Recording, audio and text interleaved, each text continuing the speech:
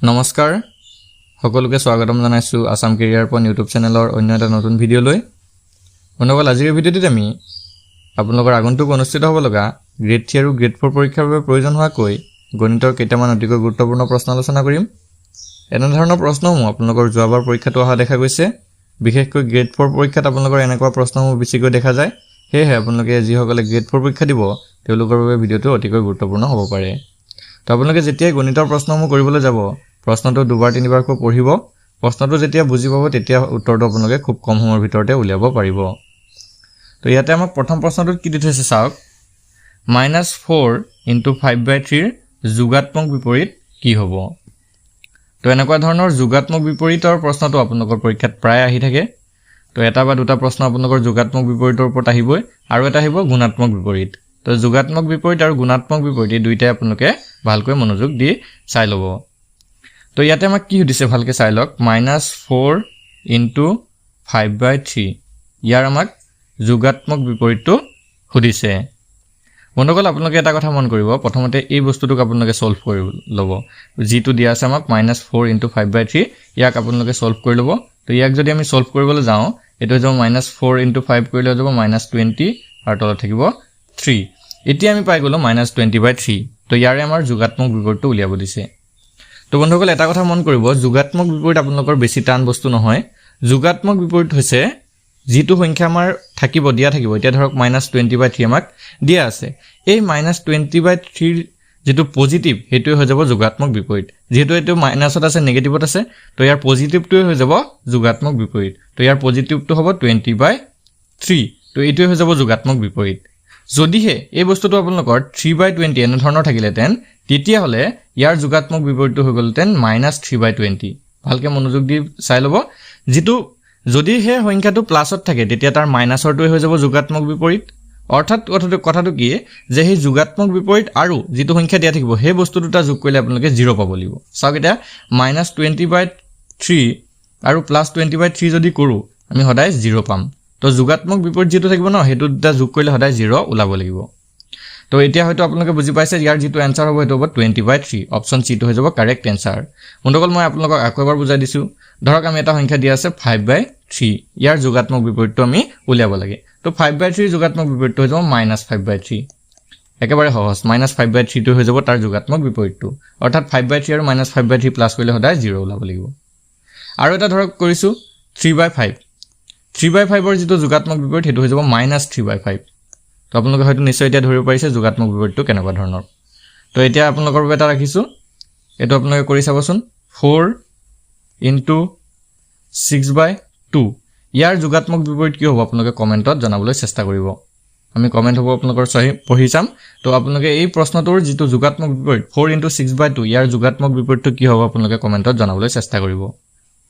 এতিয়া আমি next কোৱেশ্চনটো আগবঢ়ো next কোৱেশ্চনটো কি দিছে চাওক 2 + 3/2 * 4/3 যোগাত্মক বিপৰীতটো কি তো যোগাত্মক বিপৰীতৰ আৰু এটা প্ৰশ্ন আপোনালোকৰ ডাউট ক্লিয়াৰ হ'ব কাৰণে লৈ আহিছো তো ইয়াতে কি দিছে চাওক 2 + 3/2 * 4/3 তো ইয়াৰ যোগাত্মক বিপৰীতটো কি হ'ব তো প্ৰথমতে আমি এডখক সলভ কৰি লম তাৰ পিছত যোগাত্মক বিপৰীতটো উলিয়াই দিম তো ইয়াতে চাওক পূৰণটো সদায় আগত কৰিব তো পূৰণত যদি আমি এটো চাবলৈ যাওঁ 2 এ 4 কাটি যাব দুবাৰ কাটিব তো 3 এ 3 কাটি যাব এটো হৈ যাব 2 + 1 * 2 তো এটো হৈ যাব 2 + 2 2 এ 2 যোগ কৰি যদি তে হৈ যাব 4 তো এতিয়া চাওক 4 ৰ যোগাত্মক বিপৰীতটো কি হ'ব তো 4 ৰ যোগাত্মক বিপৰীতটো হৈ যাব -4 সিম্পল অকল যদি যোগাত প্লাসত থাকে সংখ্যাটো মাইনাসত বহুৱাই দিব আৰু যদি মাইনাসত থাকে প্লাসত বহুৱাই দিব তো -4 টো চাওক কোনটো অপচনত আছে অপচন এ টো হৈ যাব কাৰেক্ট आंसर বন্ধুসকল আশা কৰিছো আপোনালোকে সকলোৱে বুজি পাইছে তো এতিয়া যোগাত্মক বিপৰীতৰ যেনেকুৱা ধৰণৰ প্ৰশ্ন আহিলো আপোনালোকে যাতে পৰীক্ষাত কৰিব পাৰে তো এতিয়া আমি নেক্সট কোৱেশ্চনটো আগবঢ়ো নেক্সট কোৱেশ্চনটো হৈছে গুণাত্মক বিপৰীত 2 + 3/2 * 4/3 যেটো গুণাত্মক বিপৰীত হেতু কি হ'ব তো 2 + 3/2 * 4/3 এটো মই একেটাই ৰাখিছো তো ইয়াৰ যেটো গুণাত্মক বিপৰীত হেতু কি হ'ব চাওক 2 + 3/2 * 4/3 তো এটো মই সলভ কৰি দিছো আগতে অলপ আগতে কৰি থৈছিলো 2 এ 4 দুবাৰ যাব 3 এ 3 এবাৰ যাব তো 2 + 1 * 2 তো এটো হৈ যাব 2 + 2 = 4 তো 4 ৰ যেটো সুধিছে চাওক গুণাত্মক বিপৰীত সুধিছে এতিয়া যোগাত্মক বিপৰীত আৰু গুণাত্মক বিপৰীতৰ অলপ পাৰ্থক্য আছে তো দুইটা একে বস্তু নহয় তো যোগাত্মক বিপৰীত যদি খুদিলেতেন আমাৰ এটো -4 হলতেন কিন্তু সুধিছে আমাক গুণাত্মক বিপৰীত অৰ্থটো কি যে গুণাত্মক বিপৰীত তাৰ প্ৰতিক্ৰম বুলি কোৱা হয় গুণাত্মক বিপৰীত বুলি কোৱা হয় অৰ্থটো কি 4 ৰ গুণাত্মক বিপৰীতটো হ'ব 1/4 মন কৰিব 4 গুণাত্মক বিপৰীতটো হৈছে 1/4 মানে কি 4 আৰু 1/4 পূৰণ কৰিলে আপোনালোকে 1 পাব লাগিব তেতিয়াহে এটো গুণাত্মক বিপৰীত বুলি কোৱা হ'ব অৰ্থাৎ যিটো সংখ্যা দিয়া থাকিব তাৰ লগত তাৰ গুণাত্মক বিপৰীতটো পূৰণ কৰিলে সদায় 1 ওলাব লাগিব তো ইয়াৰে 1/4 টো হৈ যাব কাৰেক্ট আনসাৰ তো 1/4 সি অপচন আছে সি অপচনটো হৈ যাব কাৰেক্ট আনসাৰ তো আপোনালোকৰ বাবে আৰু কেইটামান মই উদাহৰণ কৰি দেখুৱাই দিছো এতিয়া ধৰক দিয়া আছে মাইনাছ ধৰক দিয়া আছে আমাৰ -3/2 -3/2 যদি দিয়া থাকে ইয়াৰ গুণাত্মক বিপৰীতটো কি হ'ব আপোনালোকে ধৰিব পাৰিছানে তো -3/2 যদি দিয়া থাকিলেতেন ইয়াৰ গুণাত্মক বিপৰীতটো হৈ যাব -2/3 তো চাওক -2/3 আৰু -3/2 পূৰণ কৰিলে 1 ওলাই না নোলায় তো চাওক -3/2 ইনটু -2/3 ইয়াৰ যেটা যিকিটা সংখ্যা আছে কিটা পূৰণ কৰিলে 1 ওলাব লাগিব আমাৰ 3 কাটিলে এবাৰ যাব 2 কাটিলে এবাৰ যাব মাইনাছ কাটি পিনে থাকিব 1 তো ভালদৰে মন কৰিছেনে -3 ৰ গুণাত্মক বিপৰীত হৈ যাব -2/3 তো সংখ্যাটো আপোনালোকে অলপ পাল্টাই দিলে হৈ গল আৰু মাইনাছ চিনটো মাইনাছ ভাগে থাকিব যদি প্লাস থাকে প্লাস থাকিব মাইনাছ থাকিলে মাইনাছতে থাকিব আৰু এটা আপোনালোকে কৰি চাব 4/3 যোগাত্মক বিপৰীতটো কি হ'ব সৰি 4/3 আপোনালোকৰ গুণাত্মক বিপৰীতটো কি হ'ব আপোনালোকে কৰি চাবচোন 4/3 গুণাত্মক বিপৰীতটো কি হ'ব যদি আপোনালোকে বুজি পাইছে তে খুব কম সময়ৰ ভিতৰতে আপোনালোকে গুণাত্মক বিপৰীত আৰু যোগাত্মক বিপৰীতৰ প্ৰশ্নসমূহ ভালদৰে কৰিব পাৰিব তো এটো কমেন্ট কৰি জনাব 4/3 গুণাত্মক বিপৰীতটো কি হ'ব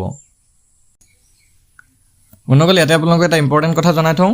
যদি আপোনালোকে ম্যাথছ ৰিজনিং জিকে কাৰেন্ট এফেয়াৰ্স প্ৰিভিয়াস ইয়াৰ কোৱেশ্যনছ ইংলিশ গ্ৰামাৰ এই সকলোবিলাক সাবজেক্ট থকা পিডিএফ ল'ব বিচাৰে তেনেহলে কেৱল মাত্ৰ 79 টকা পে কৰি পিনে আমাৰ পৰা এই সকলোবিলাক সাবজেক্ট থকা পিডিএফ বোৰ পাই যাব তো যদি কাৰোবাৰ এই পিডিএফ বোৰ প্ৰয়োজন হয় তেনেহলে আপোনালোকৰ স্ক্ৰিনত থকা নাম্বাৰটোত হোৱাটসএপ কৰি আমাৰ পৰা এই পিডিএফ সমূহ আপোনালোকে লাভ কৰিব পাৰিব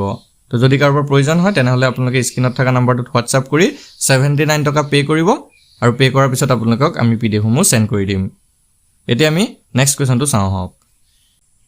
তেম নেক্সট কোৱেশ্যনটো চাওঁ নেক্সট কোৱেশ্যনটো কি দিছে এটা সমকোণী ত্ৰিভুজৰ বি কোণ সমকোণ এ কোণতকৈ বি কোণ 30 ডিগ্ৰী বেছি হলে a + b উলিবা বন্ধুসকল এটো c হ'ব লাগিছিল a কোণতকৈ c কোণটো যদি 30 ডিগ্ৰী বেছি হয় তেনেহলে a + b উলিয়াব দিছে তো ভালদৰে মন কৰিব কি কৈছে ত্ৰিভুজ এটা দিয়া আছে আমাক এই ত্ৰিভুজটোৰ b কোণটো সমকোণ তো ত্ৰিভুজটো ধৰি লৈছো আমি এনেকুৱা সৰি এটা সমকোণী ত্ৰিভুজ বুলি আমাক কৈ আছে সমকোণী ত্ৰিভুজটো এনেকুৱা থাকিব তো সমকোণী ত্ৰিভুজটোৰ b কোণটো সমকোণ দিয়া আছে আমাক আৰু a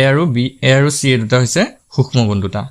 তো তাতে আকৌ এটা আমাক কন্ডিশন দিয়া আছে যে a কোণতকৈ c কোণটো 30 ডিগ্ৰী বেছি a কোণতকৈ c কোণটো 30 ডিগ্ৰী বেছি মানে a টো যদি আমি x ধৰো তেতিয়া c টো কিমান হৈ যাব x + 30 তো a টো যদি x ধৰিছো আমি তেতিয়া c কোণটো কিমান হৈ যাব আমাৰ x + 30 ডিগ্ৰী তো ইয়াতে এতিয়া আপোনালোকে চাব সমকোণী ত্ৰিভুজ বা যিকোনো ধৰণৰ ত্ৰিভুজৰ ক্ষেত্ৰত আটাইকেইটা কোণ যোগ কৰিলে আমি কিমান পাওঁ তো এটো আমি সকলোৱে জানো ত্ৰিভুজৰ আটাইকেইটা কোণ অৰ্থাৎ তিনটা কোণ যোগ কৰিলে আমি সদায় 180 ডিগ্ৰী পাওঁ অৰ্থাৎ এটা সমকোণ আছে সমকোণটো আমি জানো 90 ডিগ্ৰী 90 + x + 30 তো এইকেইটা হৈছে আটাইকেইটা কোণ এইকেইটা গোটেইকেইটা যোগ কৰিলে আমি পাম 180 ডিগ্ৰী তো এই গোটেইকেইটা যোগ কৰিলে আমি 180 ডিগ্ৰী পাম তো এটা 90 আৰু 30 এটা প্লাস কৰিলে হৈ যাব 120 আৰু x যোগ কৰিলে হৈ যাব 2x আৰু ইফালে হৈ যাব 180 তো এই 120 টো আমি যদি ইফালে গুচি যায় তেতিয়া হৈ যাব এটো মাইনাস তো 2x = 180 - 120 হ'ব আৰু 180 ৰ পৰা যদি 120 মাইনাস কৰো তেতিয়া আমাৰ থাকি যাব 60 ডিগ্ৰী তো 2x ৰ ভ্যালুটো আমাৰ ওলাই গল 60 ডিগ্ৰী এটা 2x যদি আমাৰ 60 ডিগ্ৰী ওলায়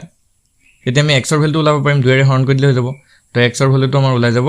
60/2 মানে হৈ যাব 30 ডিগ্ৰী তো x মানে কি আছিল আমাৰ a কোণটো তো x হৈ গল আমাৰ a কোণটো হৈ গল আমাৰ 30 ডিগ্ৰী তো আমাক উলিয়াব দিছে কি চাওক a + b উলিওৱা তো a যদি 30 ডিগ্ৰী হয় আৰু b টো আমাৰ দিয়া আছিল সমকোণ তো a + b কিমান হৈ যাব 30 + 90 আৰু 30 আৰু 90 প্লাস কৰিলে আপোনালোকে জানে হেতু হৈ যাব 120 ডিগ্ৰী তো 120 ডিগ্ৰীটো হৈ যাব কাৰেক্ট আনসাৰ বন্ধুসকল আকৌ এবাৰ মই বুজাই দিছো প্ৰশ্নটো ভালদৰে চাই লওক এনে ধৰণৰ সমকোণী ত্ৰিভুজ এটা আপোনালোকে আঁকি ল'ব তো ইয়াৰ b কোণটো সমকোণ 90 ডিগ্ৰী এটো a কোণটো আমাক কিমান কৈছিলে a কোণটো আৰু c কোণটোৰ মাজত এটা সম্পৰ্ক দিয়া আছিল তো a তকে c টো কিমান ডিগ্ৰী বেছি 30 ডিগ্ৰী বেছি যদি a টো আমি x ধৰিছো তেতিয়া c টো হৈ যাব x + 30 আৰু এই আটাইকেইটা যোগ কৰিলে আমাৰ ওলাব 180 ডিগ্ৰী তো চাওক b কোণটো হৈছে 90 এটা হৈছে x আৰু এটা হৈছে x + 30 তো এই গোটেইকেইটা যোগ কৰিলে 180 ওলায় তো এইটো 90 আৰু 30 প্লাছ কৰিলে 120 হ'ব আৰু x আৰু x প্লাছ কৰিলে 2x হ'ব আৰু এইফালে আমাৰ যদি 180 টো থাকি গ'ল এতিয়া 120 টো যদি আমি সমান চিহ্নৰ সোঁফালে লৈ যাওঁ তেতিয়া হৈ যাব মাইনাছ আৰু 2x হৈ যাব 180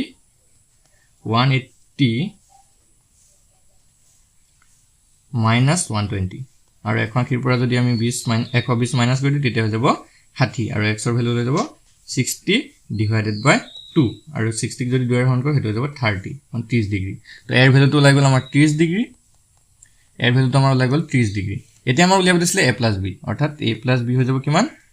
30 যোগ 90 30 যোগ 90 আৰু 30 আৰু 90 যোগ কৰিলে সদায় 120 ওলাব 30 আৰু 90 যোগ কৰিলে 120 ওলাব তো 120 হৈ যাব কাৰেক্ট আনসাৰ আশা কৰিছো সকলোৱে বুজি পাইছে এতিয়া আমি নেক্সট কোৱেশ্চনটো চাওঁ হক নেক্সট কোৱেশ্চনটো কি দিছে 5x + 2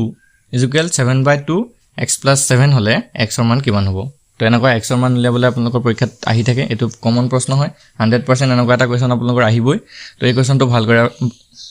আপোনালোকে ভালদৰে লক্ষ্য কৰিলে কি দেখিব চাওক তো কি দি আছে আমাক চাওক 5x + 2 = 7/2 x +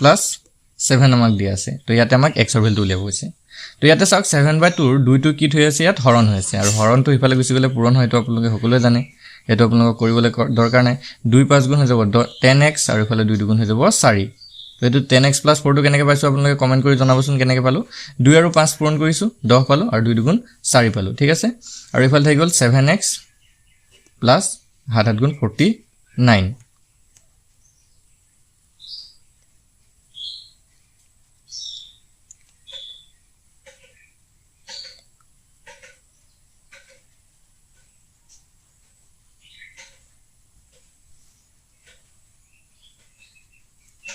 এতিয়া আমি যদি 7x টো এফালে লওঁ তেতিয়া হৈ যাব তো 7x -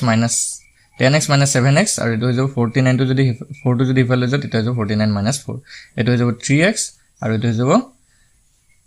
45/45 এতিয়া 45 ক যদি আমি 3 ৰে হৰণ কৰি দিও তেতিয়া আমাৰ x ৰ ভ্যালুটো ওলাই যাব তো এটো হৈ যাব 45/3 অৰ্থাৎ x ৰ ভ্যালু হৈ যাব 15 তো x ৰ ভ্যালু হৈ যাব আমাৰ 15 অপচন কিটাত নাই অপচন আমাৰ অলপ খেলিমেলি হ'ল তো এই অপচনটো হৈ যাব শুদ্ধ উত্তৰ 15 বনাই লব আপোনালোকে তো ইয়াৰ x ৰ ভ্যালুটো আমি পাই গলো 15 45ক যদি 3 ৰে হৰণ কৰি দিও আমি 15 পাম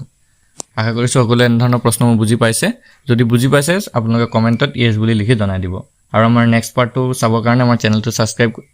আৰু ইয়াৰ নেক্সট পাৰ্টসমূহ পাবৰ কাৰণে আমাৰ চেনেলটো সাবস্ক্ৰাইব কৰি লব আৰু কাষত থকা বেল আইকনটো দবাই দিব ধন্যবাদ